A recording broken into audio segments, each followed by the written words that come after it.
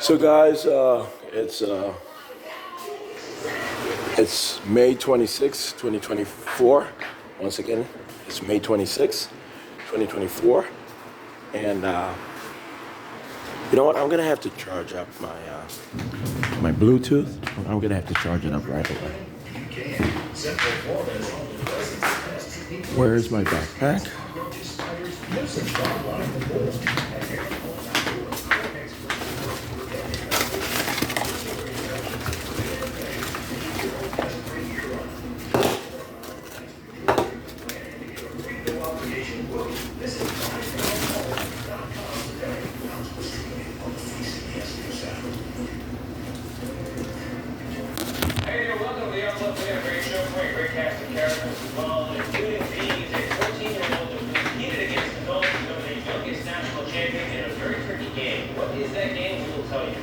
Also, a mom worried about the future for her son with autism ends up helping countless others with her creative solution.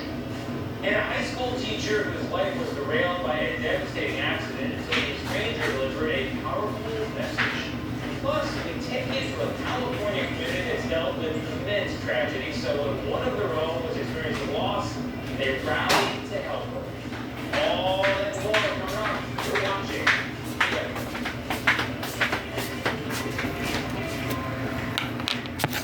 Okay, so as you can see, I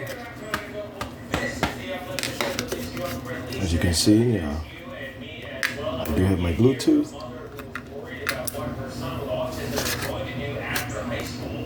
I'm still gonna charge it up. I don't take cancel it. So much to give. That's how Marine student goes to Nick, who's on the autism spectrum. Nick is 20. And in Pennsylvania, where they live, students with disabilities can stay in school. Okay, so yeah, it's just a regular Bluetooth, but it's effective enough. You know, I can hear all sorts of. Yeah, so I usually wear my Bluetooth earpiece, both earpieces. All day long for the most part. I usually can hear everything that I hear everything clearly when I'm connected to my cell phones and my tablets and my laptops and so forth. It usually works perfectly. I hear everything.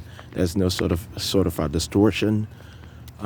It's not very expensive, the Bluetooth, the particular brand, but it's of high quality. So there's nothing that I'm hearing that's not there. There's nothing that's there that I'm not hearing. But anyway, and I want you guys to know that there's no this is not some sort of illicit device or material at all. There's nothing crazy about this. This is not a weapon. This is not some sort of device that's gonna cause harm or damage or injury to anyone. I don't want you guys thinking anything crazy like that. Okay, so but anyway, I'm gonna work. I'm gonna continue to work today, as I've worked every day over the past almost a year now. Certainly over 6 months. I haven't taken a day off, but I know for a fact that I haven't taken a day off for over 6 months, and I know that I haven't taken much days off over the past year. For the most part, I haven't taken much days off at all. I've been working, for the past 21 years. I've been working for the past 21 years.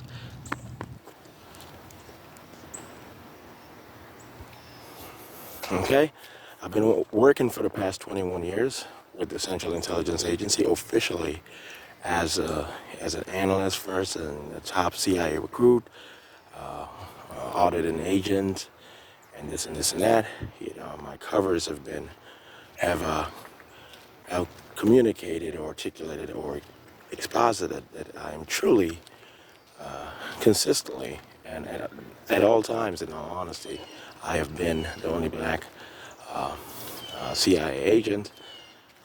That's just part of the culture of the Central Intelligence Agency, which is now being destroyed.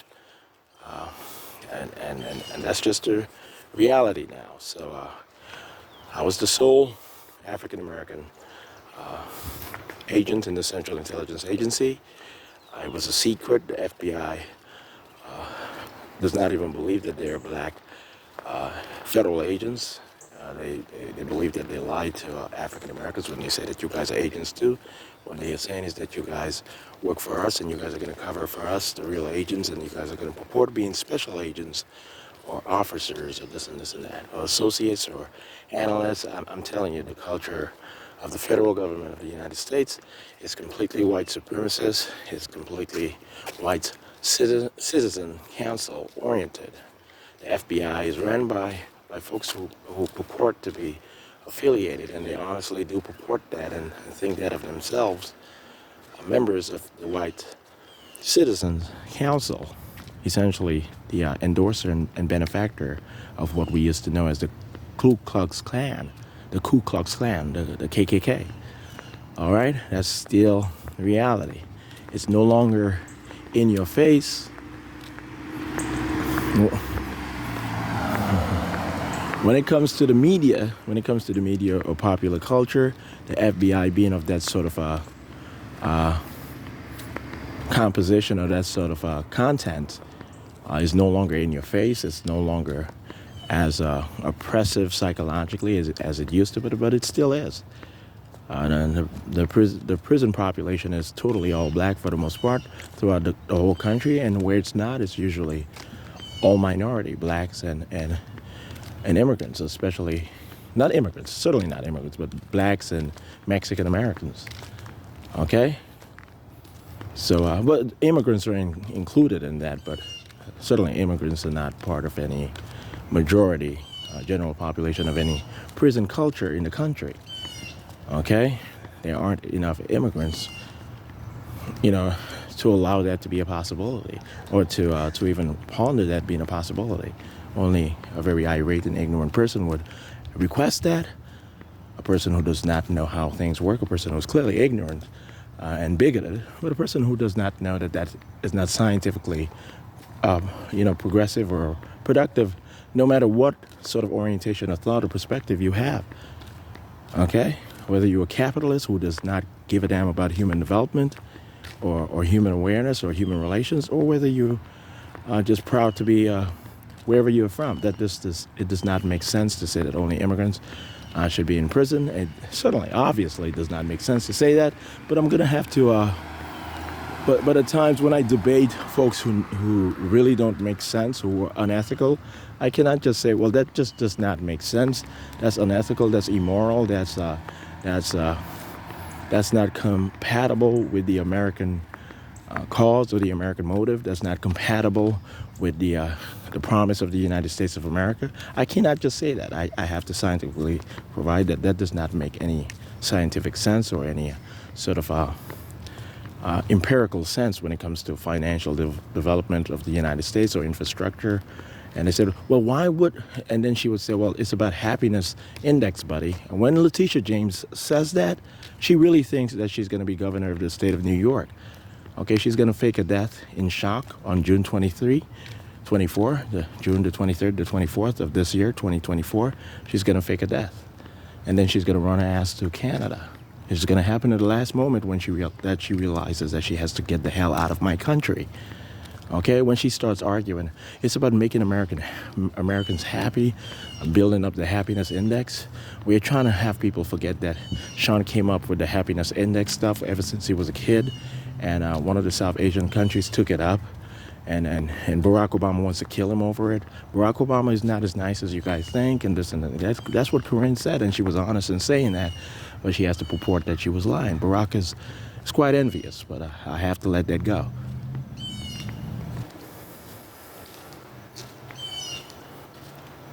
Okay, Barack says that he has papers ever since he was a kid, saying that and talking about happiness index. We saw him write it recently. He made that up. Barack, there's just no reason for you to be that angry. Okay, you should be able to move on from this situation. I'm telling you, there's an Interpol arrest warrant, and you are the target. I have said no to arresting you, but you were pushing it. I need you to stop. stop communicating with the White House other than faking your death on July 4th. That's all you ought to be corresponding on, communicating on. And separating from Kamala Harris and not speaking of keeping in contact or communication or physicality with Kamala Harris. That's just not going to work. When I get serious, young man. Middle-aged man, old man, however you perceive yourself, obviously you still think that you're a young man. Okay, you're in the 60s, or, yeah, I'm pretty sure he's in the 60s, and he still thinks he's a young man. But anyway, Barack, no one hates you, but we need you to accept that Mitt Romney is going to be a two-term president. Nikki Haley, she's going to fake her assassination after being elected first woman president, just to make sure that he becomes their two-term president, the next president of the United States of America. If she is to fake her assassination on inauguration day or night, and you're going to have to accept that, okay? You're not going to get mad at me for having decided that and then re-endorsed it more recently, okay? And the United States of America will be able to accept a Mormon president, okay? And I'll make sure of it. I've made sure of it. I honestly have made sure of it. But anyway, Mitt Romney is so competent. He's quite competent, Barack. He's so competent he will be able to articulate what needs to be articulated and to make the micro decisions that I'm going to allow him to make in helping recover the United States from what it's going to endure over the next few months. Over the next few months, he will be able to help the country recover from that over an 80-year period. Okay, he's quite seasoned.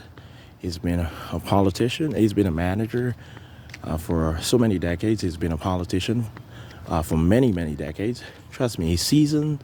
He's well educated. He's still motivated, and he still has something to prove. And he still loves America in a peculiar way, which does not diminish the standard of our love for the United States of America as a collective. Okay. So Nikki Haley will be elected the first woman president when she fakes her assassination. Mitt Romney, her vice president, will be announced president of the United States, and he will be able to win a second term as the first Mormon president of the United States. Okay, so my the work paper that I'm going to work on today, that I'm actually going to author today and publish today, the work paper is going to be the legal and political tenets of the 9th Amendment of the Constitution of the United States. I don't let up. I don't let up, Barack. Okay? I have the hammer. I showed you, man. I have the hammer. Okay? And I'm going to hammer this down. Okay? That's my job, Barack. I'm the big 50 feet AI that shows up here on the planet when it's time for revolution. That was me in the 1940s, in preparing the planet for World War II, preparing the planet to see me, an African American, in my African American avatar, Du Bois, nuke 2 cities, Hiroshima and Nagasaki, and then just not show up at my door in any sort of alliance of whites or whites and Asian. Okay? That's me, man. That's me, Barack. All right? I created this universe. I'm from the high universe. When I show up in the high universe, I'm so big. They bow before me. I explained that before. They're my civilization. I'm the elder brother, the eldest of my father, God over the high universe, the creator of that particular universe. I'm Big Brother. That's what I'm known in the high universe. So now I'm nominal God over both universes, this universe that I created and my home universe. Okay? So my father is a creator, God over the high universe and the higher universe, the universe that he was born in, the universe he is Big Brother of. So we maintain the intersection with the high universe, that which he created, that which I was born in. So that's where I share being God with my father, co-God, in the high universe. It's called the middle universe to me and my dad, me and my father in heaven, me and my father in heaven. When I say my earthly dad, I'm speaking of Clay Crispin John, the person who brought me into this world via his sexual relationship with my mother, his former wife. But when I speak of my father in heaven, I'm speaking of Jehovah the Father, okay? I need you guys to know that. But when I say the Immaculate, Crispin Clay John, or Clay Crispin John, however you want to, Clay, he was Joseph, okay? And he did bring me into the world as Christ in Nazareth. When they say Immaculate Conception, it was just that my DNA was special and it was encoded with divinity. Naturally, I'm the only person who has that code, that coded language within my DNA, my genetic makeup, my genetic information. So it was altered by myself and my father, actually by my father, even though it was per my endorsement before entering the world, that particular life. Okay? So it was immaculate at the same time, and it was natural at the same time, but it's top secret, so yeah. But we do have the ability to immaculately conceive anyone, and we don't do that, so it's reserved for me, and it's always a technical sort of situation. All right? But anyway, so guys, the United States of America is going to remain the lead in the world. It has to go through what it has to go through over the next year or so, and it's going to be able to do what it has to do to get Russia out of the way, as I have detailed, to get China out of the way, as I have detailed. But it's going to have to go through what it has to go through over the next year, over the next 2 years of global war, to be able to gain the global capital, world capital. New York City is going to be announced world capital in 20 years, with me as the world president of the United Nations World Government, incepted in 2044, and is going to be contracted to be a lead, a manager, essentially the manager, chief manager, but per the popular perception of the world, manager of the world government. That's what it's going to be perceived as, and that's what it's going to be effectively. You know, it's going to do as I say, but it's going to serve as my vessel. It's going to serve as my representative in managing the world. Okay, so the United States of America is going to remain the wealthiest nation state in the world. The African Union is going to become the wealthiest continent in the world. China is going to remain the wealthiest nation state and most powerful nation state in the Asia Pacific. India is going to become the wealthiest and the most powerful, the superpower. In West Asia, we're going to have 5 continental unions. West Asia Union, or Union of West Asia. The Union of West Asia will be the 5th continental union created. That approach, that reality has not been aborted, altered, or needs renegotiations. I don't have time to sit here and argue that a large Asia is going to keep a balance. But no, that's nonsensical.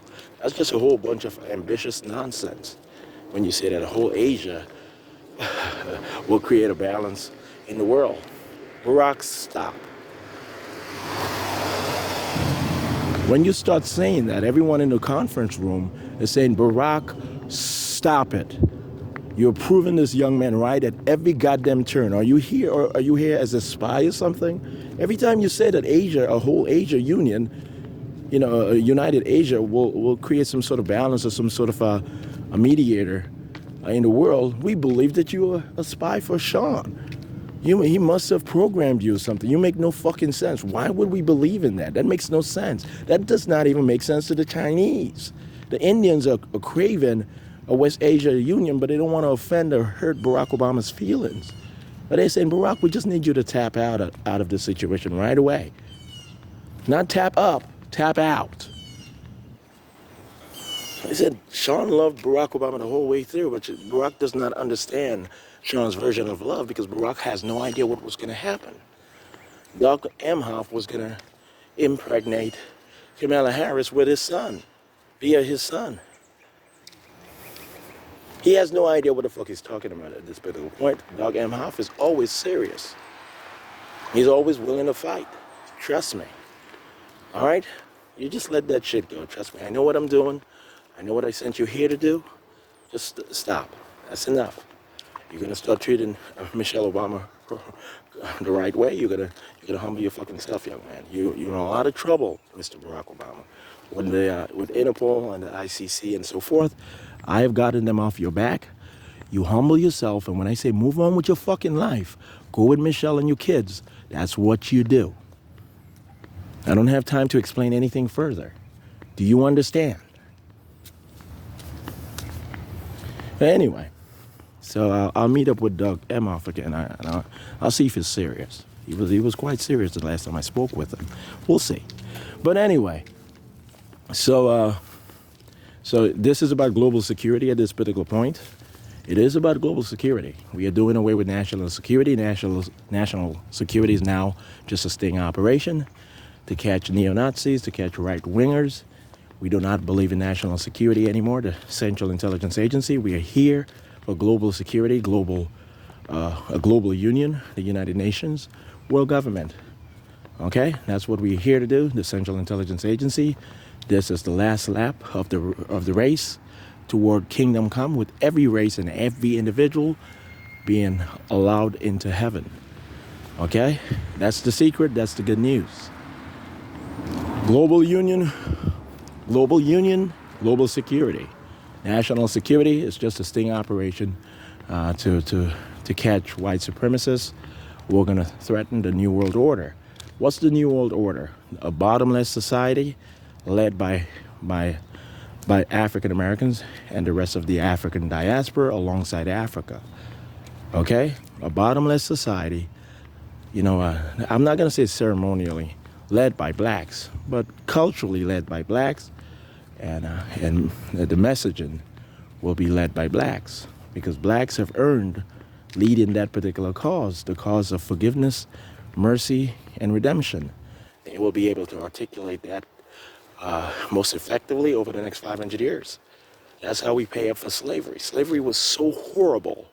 Slavery was so unethical, so unlawful.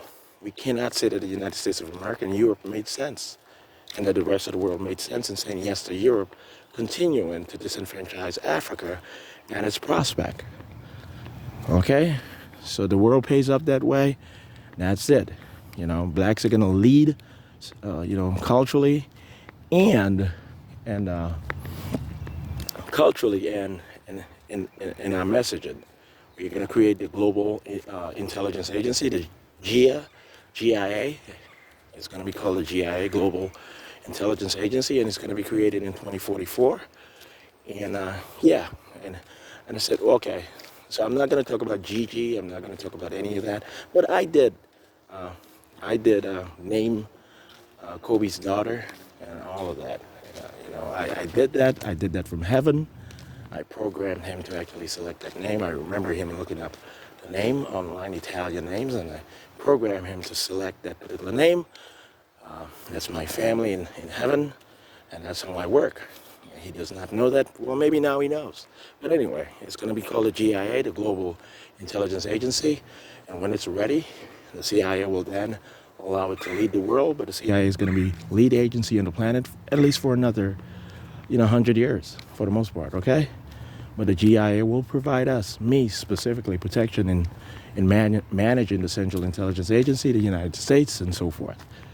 Okay, so that's where the world is moving toward. That's where the world is progressing, or that's what we are leading our posterity toward, a better world. So what's the Africa 2063 plan? This is what it really entails. Okay, I sent this particular plan from heaven to the African Union. They remember the email saying that we're going to name this African Union 2063 plan, or 2063 agenda, or this and this and that. They remember the email, and they're trying to figure out where it came from. I sent it from heaven. Okay, so by 2063, Africa will not only be the speediest economic or financial, and more so economic continent on the planet. It will have the tallest skyscraper. It will lead and feed in Eastern Europe and Venezuela and so forth. Okay, it's going to be so productive. It's going to be so wealthy. It's going to be China. What we think of China right now, what China has become over the past 20 years, that's what the African Union is going to become in 30 years and moving forward. What the United States was regarding economics and feeding the world, that's what the African Union is going to become in 30 years and moving forward. It has so much land to be able to produce food. It's going to have so much technology to be able to transform land, desert land into agricultural land and so forth. It's going to revolutionize food production. It's going to lead in technology or help lead. It's going to co-lead in technology and innovation, and infrastructurally it's going to be quite awesome. Okay? So by 2063, Africa is going to stand out as the most economically viable continent as a unit in the world, and it will be supported and protected by African Americans here in the United States. And the United States will remain the wealthiest nation state on the planet, so there will be no sort of confrontation, and there will be no sort of delineation that's going to be obstructive at all in being loyal to America, loyal to the Western Hemisphere, loyal to our traditional alliance, loyal to the global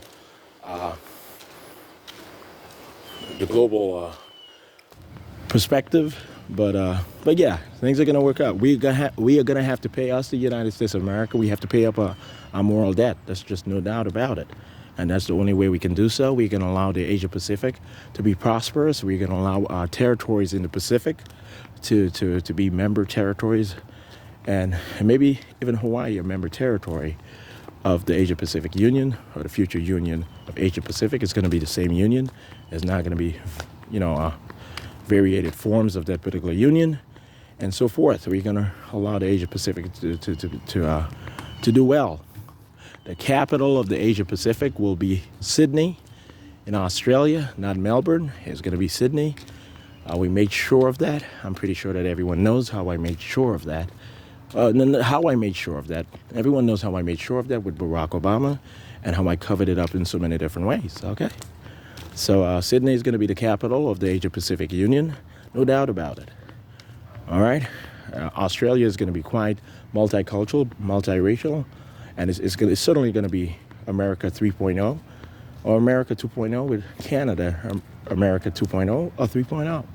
Canada is going to become so multiracial and multi-ethnic and multinational that it's going to be essentially part of the United States in damn near every way other than language when it comes to Quebec. But anyway, we're going to allow millions of South Asians, primarily Indians, to move into Australia. Millions consistently. And also Africans. We're going to allow a lot of Africans to move to Australia. We've made a deal with the African Union. They said they're okay with that. A lot of Africans on an annual yearly basis will move permanently to Australia, along with Indians and other South Asians. So India is going to be revolutionized. It's no longer going to be majority white beyond 51% by 2063. By 2063, Australia is going to be about 51, 52, 53% white. Okay? And that's it. So we have a lot of work to do. Hopefully I'm not offensive in saying that. Certainly that's not offensive at all. It's to keep Europe white majority. Okay? It's to keep Europe white majority. And that's still unfair because the United States of America and Argentina is white majority. It's just not fair. But anyway, we'll say okay to that. Okay, we're going to say okay to Africa being the wealthiest continent and Eastern Europe being the poorest. Hold up. There's going to be a bottomless society, global society, but this is what we've had to accept. Venezuela is going to be the least in infrastructure in the Americas. And that does not mean it's going to be poor, but it's going to be, comparatively or relatively speaking, it's going to be the poorest. But we are not going to use that term, and it's not going to be part of the reality. It's just going to be less infrastructurally inspiring to others. And Eastern Europe is going to be that to the world for at least 100 years or so.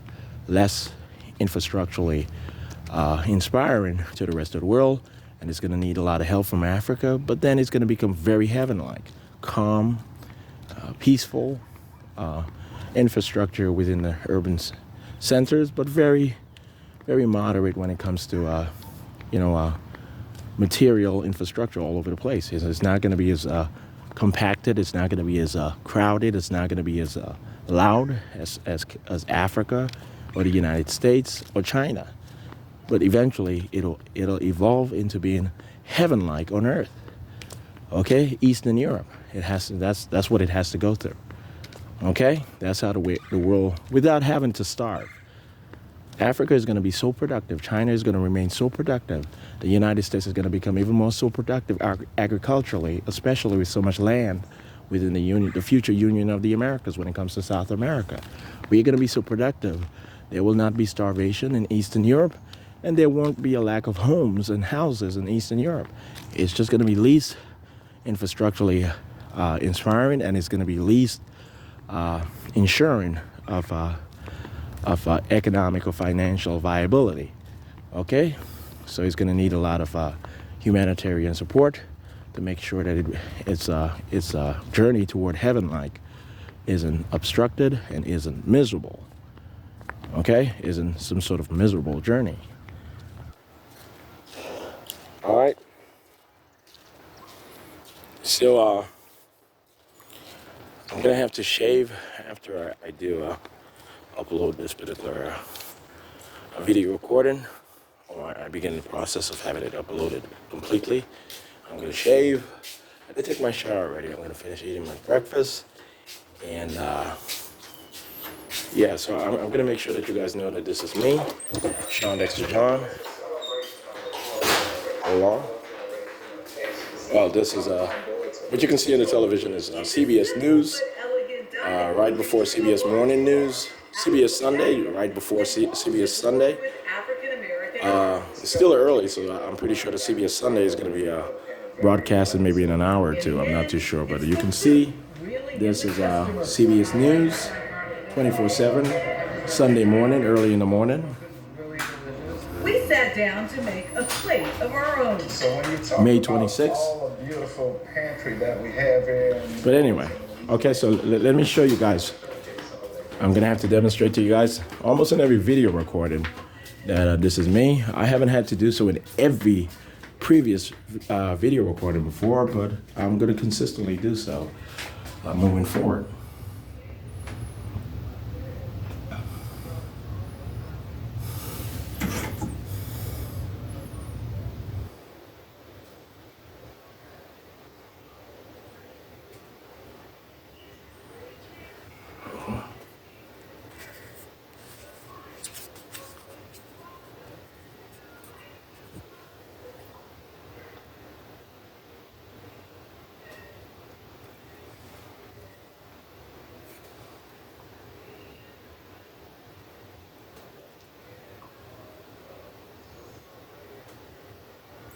Okay, so